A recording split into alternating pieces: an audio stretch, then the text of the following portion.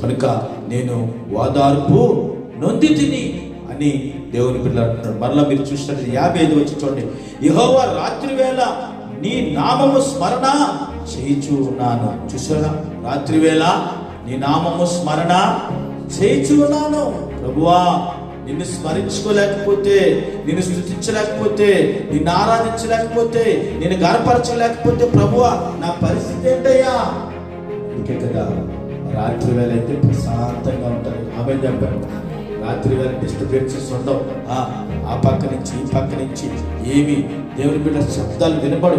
కనుక రాత్రి వేళ ఆయన ఎలాగట దేవుణ్ణి జ్ఞాపకం చేసుకుని స్మరణకు తెచ్చుకొని మరలా స్మరణకు తెచ్చుకొని, ఏమండి రాత్రి వేళ దేవుణ్ణి స్మరణకు తెచ్చుకోవడం ఎంత గొప్ప ధన్యత తెలుసా పిల్లరా? పిల్లలు గమనించండి, రాత్రి వేళ